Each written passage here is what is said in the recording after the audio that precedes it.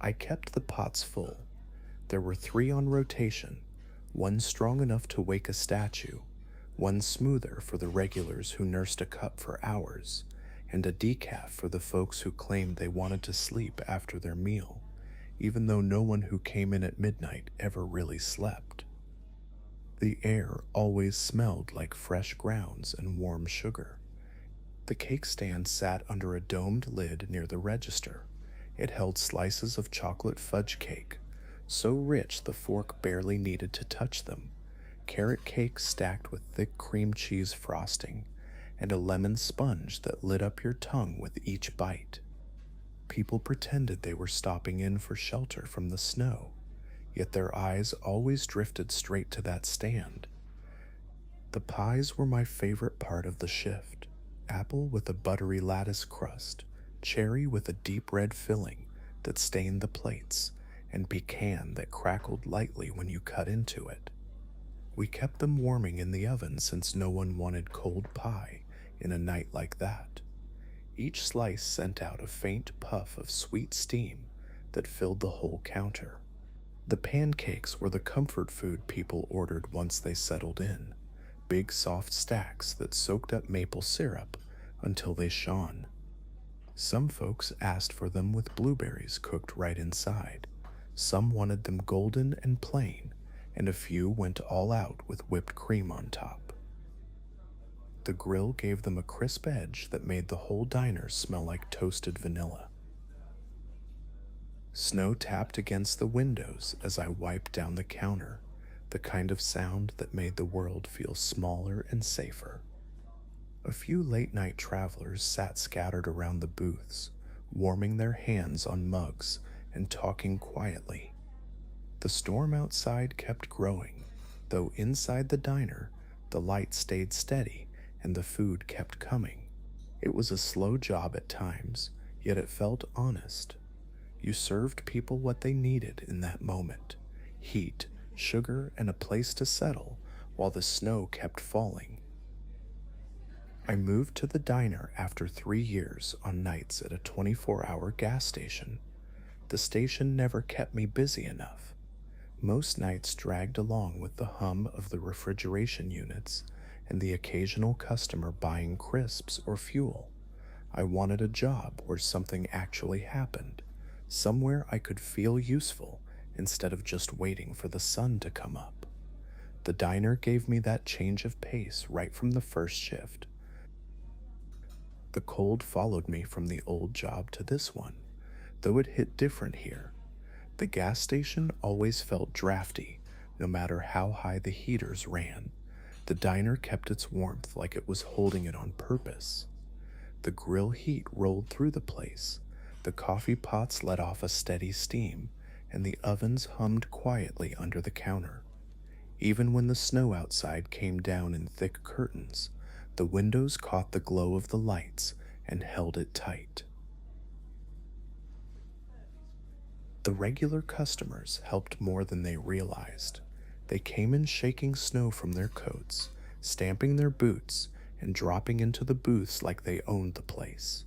They asked about my night, told me about theirs, and gave the diner a pulse the gas station never had. The quiet stretches felt comfortable instead of empty. I could refill the coffee, check on the pies, and feel like I was part of something steady. Trading in the station for the diner was the right call. The work kept me moving, the warmth stayed with me, the regulars made the hours feel lighter.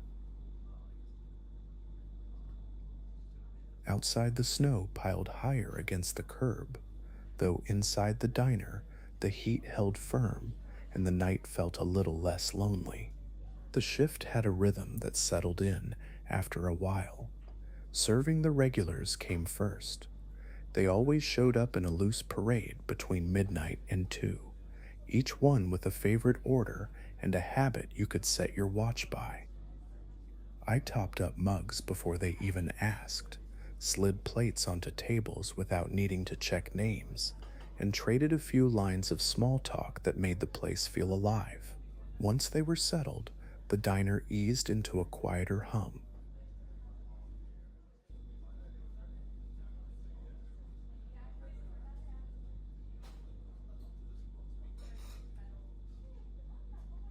When the booths finally emptied, I shifted into the practical side of the night. Wiping down the counters came next, pushing warm, soapy water in smooth circles until the sheen came back. I stacked plates, ran the dishes through the washer, then checked the pie warmers and closed the lids on the cake display.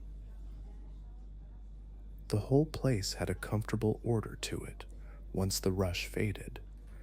The cleaning always grounded me, sweeping the floors, mopping up the trail of slush from customers' boots, polishing the chrome edges of the tables. It all felt like resetting the world before the next round of hungry travelers wandered in. The gas station used to give me too much empty time to drift in my own thoughts, though here the tasks nudged me forward, kept my hands working and my mind steady. I tied up the heavy black bags, pushed through the back door, and stepped into the cold. The snow made everything quiet except for the soft crunch under my boots. The bins sat near the edge of the car park, half buried from the weather, with the diner sign glowing overhead. That sign always felt like a lighthouse, buzzing warm red and white against the storm.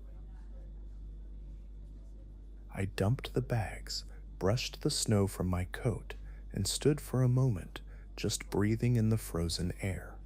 Walking back inside felt like crossing between two different worlds. The cold clung to me, though the diner pulled it off with the heat from the grill and the smell of coffee waiting to be topped up again. The night rolled on, steady and familiar, and I found myself grateful for every part of it. Somewhere past 3 in the morning, the weariness always crept in. It never announced itself. It just settled into my bones while I wiped down a counter or restocked napkins. The diner's warmth made it easy to drift a little, the steady hiss of the coffee machine acting like a lullaby instead of a warning. My eyes started to feel heavy, and my pace slowed in that way you only notice once you're already deep in it. That was when I knew I needed my own pick-me-up. I reached for a fresh mug, filled it with the strong pot, then added a generous swirl of cinnamon syrup. The smell alone gave me a small lift. I finished it with a crown of whipped cream that melted just a little at the edges, turning the top into a soft swirl. It wasn't fancy, though it felt like a small reward that belonged only to the night shift. I leaned against the counter for a moment, sipping carefully. The heat traveled through my hands first, then through the rest of me, waking everything back up. The cinnamon cut through the usual bitterness, and the whipped cream softened the whole thing.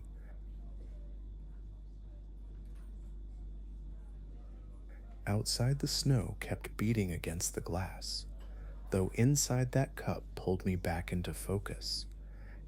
The tiredness didn't disappear completely, though it eased enough to get moving again. I straightened the chairs, checked the pies, and let the warmth of the coffee settle into my chest. The night stretched on, and I felt ready to meet whatever wandered through the diner doors next. Next through the door were 2 local police officers, shoulders hunched, looking just as tired as I felt before that coffee kicked in. They pushed the door open slowly, the bell giving a half-hearted ring as the snow gusted in behind them. Both of them had that worn-out look you only get after too many hours on duty and not enough hours sleeping. "Evening," one muttered, though it sounded more like a sigh. They headed straight for their usual booth near the window, the one where they could watch the car park without having to turn their heads. They shook the snow from their jackets and sat down heavily, like gravity had doubled the moment they stepped inside. I grabbed the pot, still warm from my own cup, and headed over, Top ups? I asked. They both nodded, grateful without needing to say much. The steam from the mugs curled up around their faces, softening the fatigue a little. Their shoulders loosened once the heat hit their hands. Rough nights always showed in the way they settled in. One rubbed his temples while the other stared into the coffee like he was hoping it might solve all his problems. I'd seen that look plenty of times at the gas station, though it hit different here. The diner gave people room to breathe instead of just endure. You two look like you've been dragged through it, I said, keeping my tone light. You could say that, the older one replied. Long shift, roads are a mess. The younger officer managed a tired smile. This place is keeping more people awake than the patrol car heater. I set the menus down even though they always ordered the same. Pancakes or pie tonight? Pancakes, they said in perfect unison, then laughed at themselves, and I could tell the night hadn't completely beaten them yet. I headed back to the grill, feeling that familiar pull of purpose again. The smell of batter, the warmth from the stove, the comforting sizzle filled the air. Behind me, the officers talked in low voices, the kind of tired conversation that only happens when the world outside is quiet and snow keeps falling. Serving them reminded me why I liked this job. Everyone who stepped through the door carried their own weight, and for a little while the diner let them set it down. The officers' pancakes sizzled on the grill, and the warmth from the batter drifted up, though even that couldn't hold off the pull settling behind my eyes. The tiredness slipped back in slow and steady. Every step felt a little softer, every movement a bit heavier. My mind drifted toward one thing I couldn't have yet: my bed. The thought of it came in sharp detail. I pictured walking through my front door, peeling off my snow-damp clothes, and heading straight for the bedroom. My pillow would be cold at first touch, the kind of cold that makes you shiver in the best way before it settles into comfort. I imagined sinking into it, the chill fading as I curled up tight under the blankets. The duvet would hold around me like a small shelter, warm and weighty, shutting out the rest of the world. For a moment I felt the pull of that quiet room, the stillness, the darkness, the soft breath of sleep waiting to gather me up. My bed never looked half as inviting during daylight as it did in moments like this. A quick blink brought me back to the diner lights and the low murmur of the officers talking. The pancakes needed flipping. The snow tapped the windows like it wanted to remind me the night wasn't done yet. Bed would come soon enough. For now, I held on to the thought of that cold pillow and the warmth that followed. It kept me moving through the last stretch of the shift, steady and sure.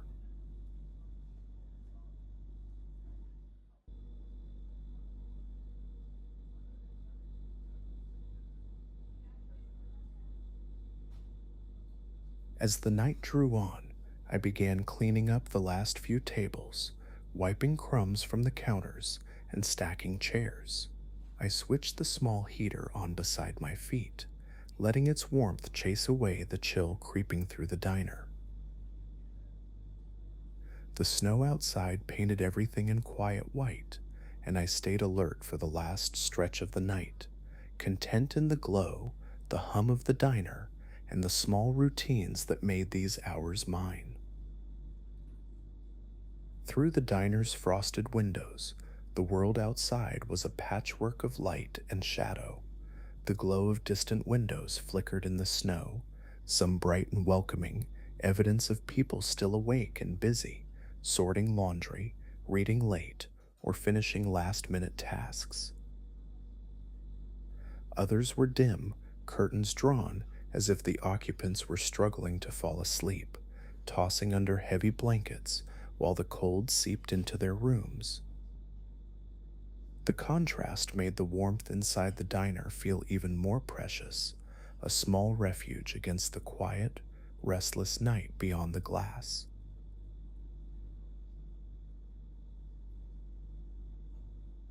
I poured another coffee for a regular, glancing at the neon sign reflecting on the snow, thinking how this little island of light and comfort held its own rhythm while the rest of the world fought through the night. Every sip of coffee, every clatter of a plate, reminded me that here, even in the stillest hours, there was life and motion and a shared sense of endurance among those of us awake to witness it.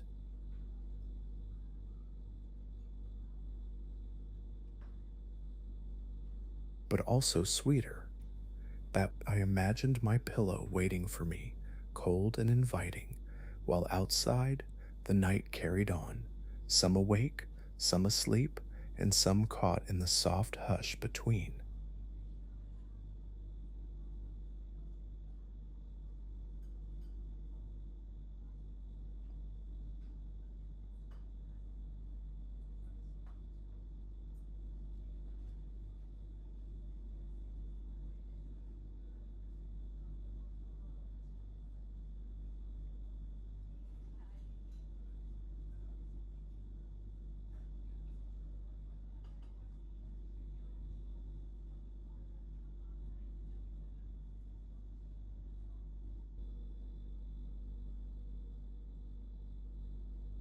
Outside, the snow had started falling thicker, heavy flakes drifting down in slow, quiet waves, gathering on the edge of the neon sign until it glowed soft and pink against the white. The streets were almost empty now, save for the occasional car creeping by with headlights blurred in the snowfall. I'd finished cleaning the last table, switched off the coffee machine, and let the small heater hum at my feet while I shrugged on my coat. The two officers had gone, leaving a few coins on the counter and a polite nod on their way out. The diner was silent again, the air still warm, carrying the faint scent of cinnamon and coffee syrup. I looked around once more, the chrome counter, the window booths, the gentle hum of the refrigerator, and felt that familiar mix of relief and calm that came when the night's work was done. On my way out, I wrapped a leftover banana muffin in a napkin, tucking it into my pocket. It wasn't much, but it would keep me company on the short walk home through the snow. The air outside was sharp, the kind that makes your breath hang in clouds, and I pulled my scarf up higher as I stepped off the curb. The snow fell harder now, muffling the sounds of the world. The diner's glow faded behind me, replaced by the hush of sleeping houses and the soft crunch beneath my boots. It would still be dark for a while, yet long enough to slip under the covers, sink into my cold pillow, and let sleep take over before the dawn came creeping in.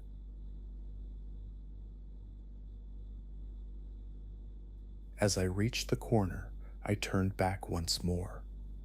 The diner stood alone in the snowfall, its windows glowing softly against the dark, a beacon for anyone else still awake in the small hours.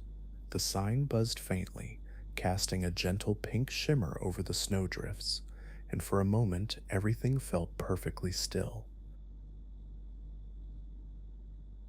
I tightened my coat, feeling the warmth of the muffin through the fabric, and smiled to myself.